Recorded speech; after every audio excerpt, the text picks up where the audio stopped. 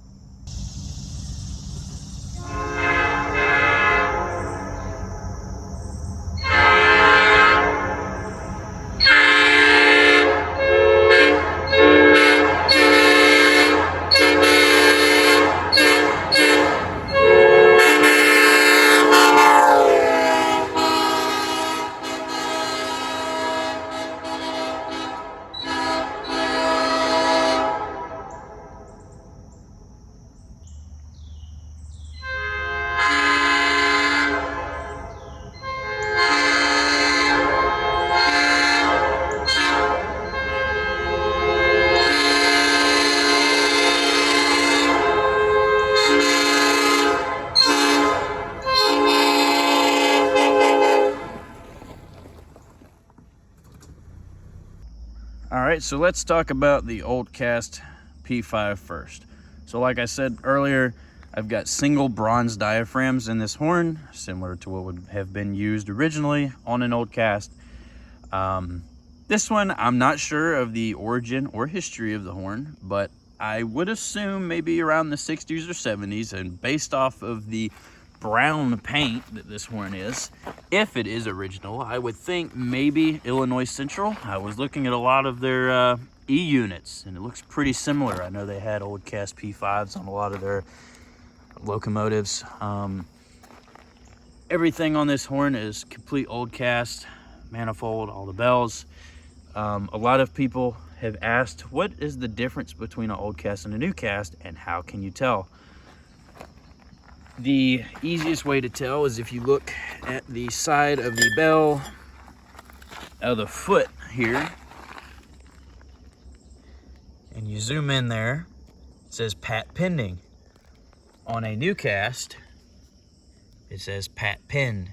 So if you see Pat Pending, where it's fully spelled out, that's how you know it's an old cast. Another way to tell, but not always, is the back caps on a P5 have double Nathan back caps, as opposed to your new cast with single Nathan back caps.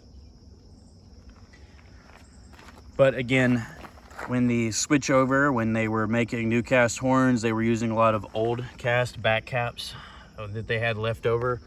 So you can't always go by that, but it's an easy way to tell. And then also another thing that I've noticed is like the thickness on the lip of the bells. If you take that, like especially the 5 is most prominent, but you see how thick the outer rim of the bell is, and then you look at a new cast, look at how much thicker that is. That's pretty significant there.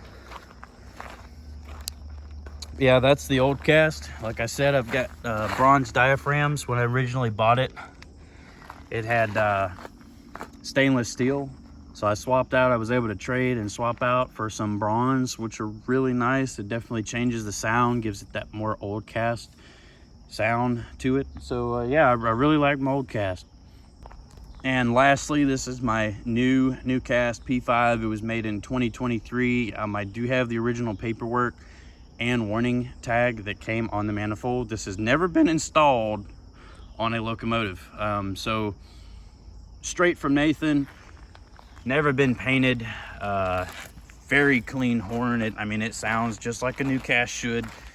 Not much else to say. I mean, it's a new cast, stainless steel diaphragms. I've kept everything the same on it. It does have a tag.